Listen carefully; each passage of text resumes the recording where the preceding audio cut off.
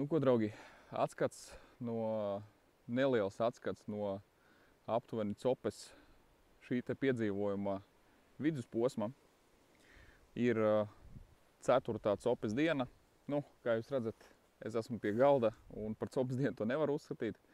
Bet, jā, ir diezgan stiprs vējš līdz 17 m/s bēzmām, un mēs nolēmām neiet nekur ārā uz ūdens. Rītdien sola ļoti foršu laiku, rītdien sola 3 m/s, un ir plāns izmantot dienu pilnvērtīgi un principā braukt no agra rīta līdz vēlam vakaram. Tāpēc šodien es nolēmu uztaisīt nelielu tādu apkopojumu par 4 dienām, kā mums gāja vai negāja, un pastāstīt nedaudz arī, ko man līdz šai dienai sanāca nosīt patestēt un kaut kādu savu viedokli pateikšu. Jā, man virsū ir joprojām rapals brilles. Tas laikam dotajā brīdī ir viens no veiksmīgākajiem pirkumiem. Tāpēc viņas, teiksim, tādā krēslainā dienā un kad ir tagad mākoņains un vējains, principā diezgan foršs. Es teiktu, ļoti laba redzamība, viegli tīrāms un, man tiešām viņas patīk. Tā, kas mums pa šīm 4 dienām sanāca? Šīm 4 dienām mēs braucam 2 laivas, mēs esam 5 cilvēki, otrajā, teiksim, tādā ekipāžā tur ir uz maiņām. Bet mūsu ekipāža, es un Ivars, pa 4 dienām man personīgi ir tikai 11 līdekas. Un tas izmērs nav negluži tam, ko es biju gaidījis. Teiksim, tā lielākā varētu būt ap kaut kādiem 70 centimetriem, bet pārsvarā tas ir tādas, ap 50 centimetri, teiksim, līdeks. Protams, viņas te ir gaišākas, jūras līdekas, viņas foršāk cīnās, viņas ir krietni tādas makanākas, līdzīgi tā kā Burtnieka ezerā, ja viņas tādas resnas līdekas. Bet jā, tas nebija galīgi tas, ko mēs gaidījām, un visas cerības mums atliek uz nākošajām dienām, it īpaši uz rītdienu, kad sola šo te foršo laiku, kad mēs varēsim starp šīm daudziem salām aizbraukt kaut kur tālāk, jo braukt pa atklātu jūru arī ar šādu nosacīti diezgan labu laivu, bet, es teiksim tā, es nejūtos komfortabli pa viļņiem, kas bija jau pie laikam 7-8 metriem atklātā jūrā. Tāpēc, nosacīta atklātā jūrā, tad joprojām ir maziņas saliņas, bet ir posmi, kur tas vējam ir, kur ieskrieties, un tad tie viļņi tādi, varbūt esmu pieredzis pie tādas upes un ezeru Copes, ja, tāpēc man liekas tie viļņi tādi īpaši nekomfortabli, bet jā, mēs esam atbraukuši, lai izbaudīt šo te Copes procesu, tāpēc kratīties pa viļņiem un domāt, vai tā laiva apgāzīsies vai neapgāzīsies, nav baigi patīkami. Tāpēc, jā, kas pa šīm dienām mums ir sanācis? Kaut kādā otrajā dienā man sametās bārda uz beznerces pols, tāpēc noliku viņu malā un tagad turpinu copēt uz 2 kātiem. Tas ir vieglais kāts Lucky John One Sensoric, ar testu līdz 1 gramam, līdz 25 gramiem, 5,25, garums 2,13. Un virsū ir Daiwa Zilions 100.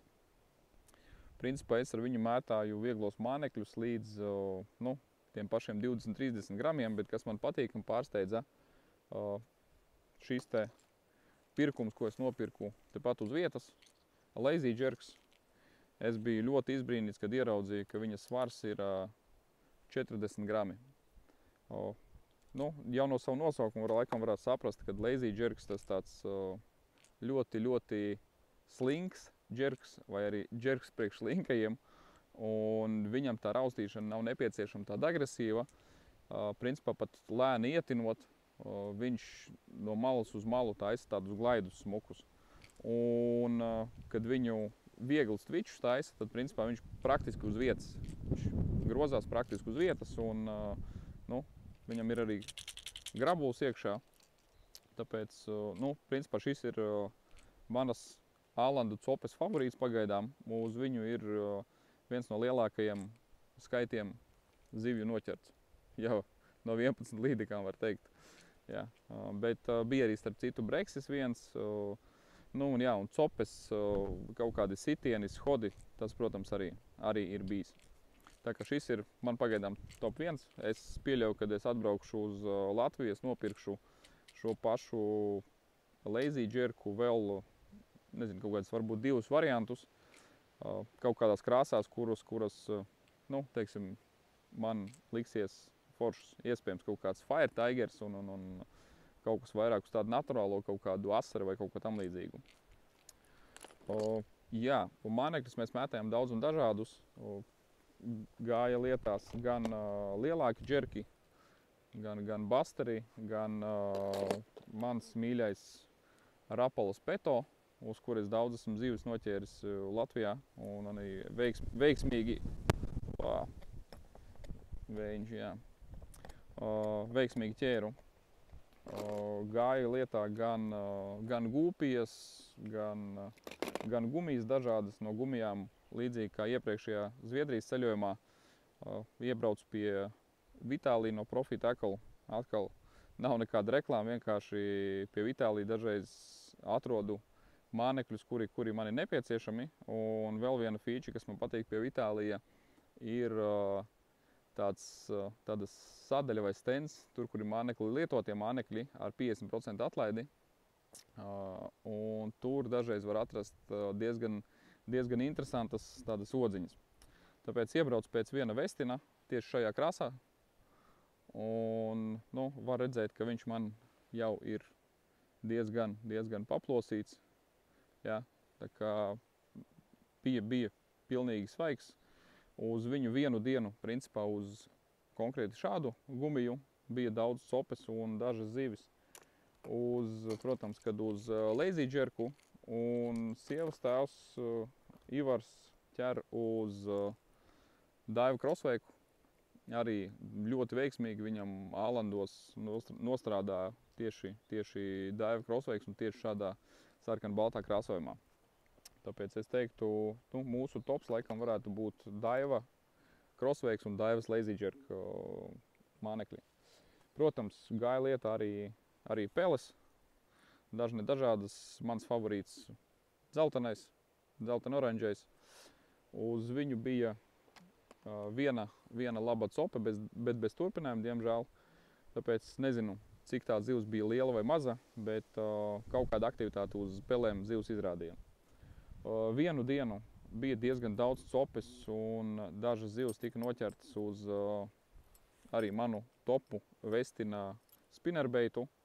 Uz šo ir noķerta arī mana uz doto brīdi lielākā līdega Babītas ezerā.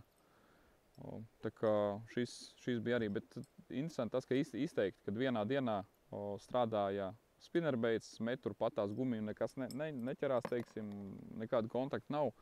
Uzliec spinnerbeitu, uzreiz viena cope, otra cope, un principā bija viena zivs, kur 3 vai 4 reizes grāba mānekli. Un tur bija tāds viens piecirtiens, otrs, trešais, ceturtais, nezinu, vai trešo vai ceturto, tad sanāca viņu piecirst un veiksmīgi dabūt ārā, jā, bet, nu, es saku, nekas liels nebija. Un, jā, man tāds nosacīti pārsteigums, VMC peles, kuras es paņēmu, man liekas, ka 50 gramīgās. Es biju izbrīnis par to, ka viņas grimst tik ātri.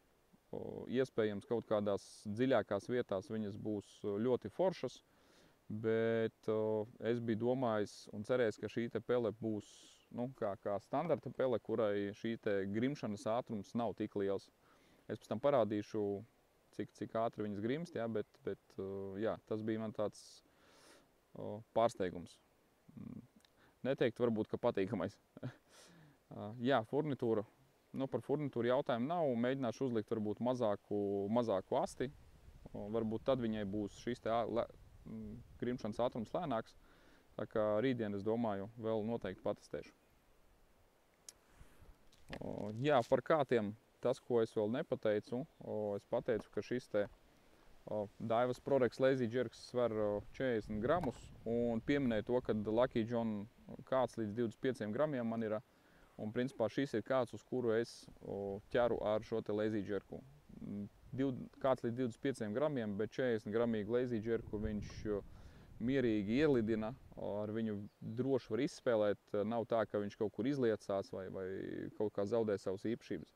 Tāpēc šis man arī bija tāds, teiksim, diezgan pozitīvs pārsteigums, ja, kad viendaļīgs kāds smuki iemet 40 gramīgu mānekli, nepārslogojās un forši izvada arī zivi.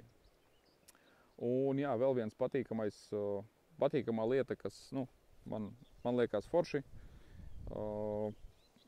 Kāds, ko es biju paņēmis testēt, 13 Fishing Blackface, tas, ko man Pāvels sarūpēja. Uz viņu es ķeru ar lieliem mānekļiem. Garums viņam ir 2,77 un svarā līdz 170 gramiem mānekļi tiek žvidzināti. Es teiktu, ka tas garums ir ļoti foršs, plus copējot laivā. Teiksim, ir gan plusi, gan mīnusi. Copējot laivā, viņš aizžvidzina to mānekli, es nezinu, bez mazliet aiz horizonta, tā kā katapulta. Kad tu met, kad tu atvēzējies, ja, kad tu taisi savu metienu, tev nav jādomā, ka tu sev aizķers aiz pakaļas vai pārinieku aizķersi, jo tas kāds ir tik garš, ka tā amplitūda sanāk diezgan liela un tas māneklis nav kā īso kātu, ja, ka tev jāstās aizmugurē, kur tas pārinieks stāv, un, lai netrāpītu viņam kaut kur, nezinu, cepurē, ausī vai kaut kur citur. Bet viens no tādiem varbūt, viena no lietām, par ko jāizdomājās, ja tu taisi piecirtienu, tad viņš jātaisa vai nu uz augšu, vai uz pusi, kur pārinieks nestāv.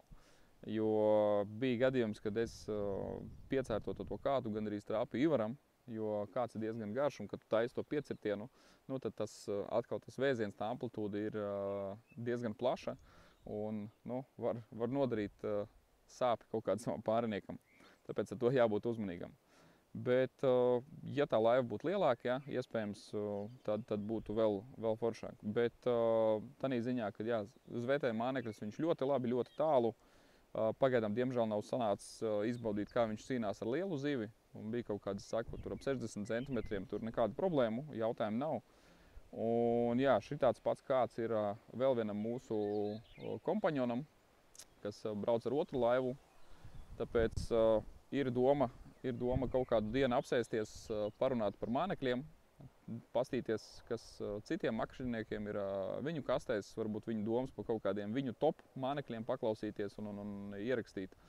Un mēs parunāsim arī noteikti par šo te 13 Fishing Fade Black kātu, jo viņam tieši tas pats garums, viņš viņu ilgāk jau lieto, un mēģināsim tad saprast, vai manas domas sakrīt ar viņu domām, varbūt viņš kaut kādu, teiksim, tādu savu pieredzi, pozitīvu, negatīvu, nezinu, kaut ko pateiks. Jā, kas vēl? Es tagad filmēju uz telefonu. Kāpēc tas ir noticis? Tāpēc, kad izskatās, ka man ir noklājies media mods, GoPro media mods, un viņš neatpazīst vairs nedz mikrofonus, un bija arī kaut kāds gļuks man ar uzlādi. Attiecīgi es ieštepselēju powerbanku, un viņš viņu neredzēja. Tāpēc, jā, ja kādam ir varianti vai ir opcijas, kur dabūt media modu ar kaut kādu atlaidi, vai varbūt, nezinu, GoPro ir gatavs nosponsorēt man šo te pasākumu, ja, droši rakstat komentārā vai privāti, būšu pateicīgs. Tāpēc, kad gribēju uztaisīt normālu video ar GoPro, bet, diemžēl, nāks rakstīt uz telefonu, kas uzlikts uz statīva. Tas varbūt tāds pēdējā tāda niansīte. Par pārējo, jā, mēģināju arī krāmēt iekšā lielo čateri uz līdekām, bet, diemžēl, pagaidām atsaucības nav nekādas.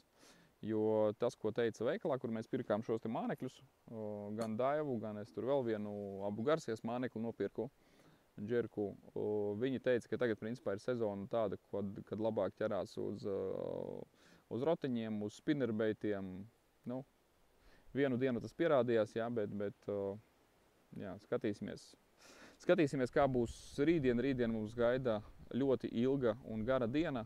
Copēsim no agra rīta līdz vēlam vakaram. Nu, līdz vakaram, es domāju, ne līdz pašai krēslai, jo pēc tam atgriežoties te ir ļoti daudz akmeņu. Un ja nav eholotes, es domāju, pat ja eholote būtu, tad ir vietas, kur jāpievērš īpaši vērīgi pārvietojoties.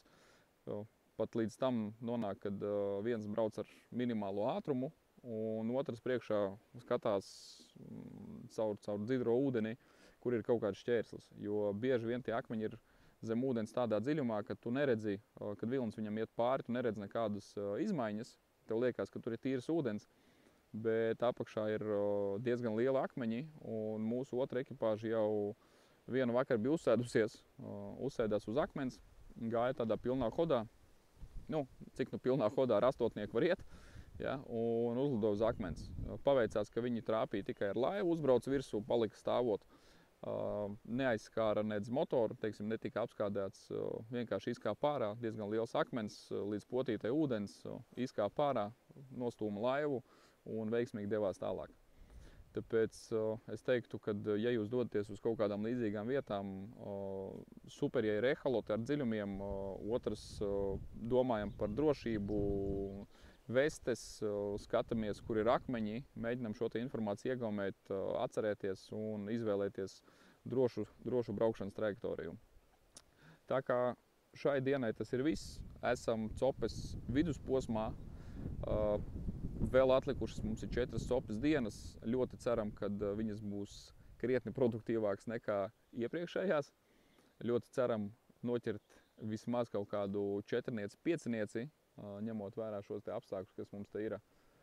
Un jā, beigās es domāju, kad atbraukšu uz Latviju, ierakstīšu arī kaut kādu video, tad apkopojumu lielāku par šo te pasākumu braucienu, jā, kā mums te gāja. Un jūs noteikti parakstaties, ierakstat komentārā, nezinu, novēlējumu vai kaut kādu savu kritiku vai jautājumu, un tad es viennozīmīgi uz viņu atbildēšu. Tā kā turam īkšķus, sekojam līdzi, un lai turpmākās dienas mums ir veiksmīgākas, un lai man ir ko parādīt jums. Tiekās!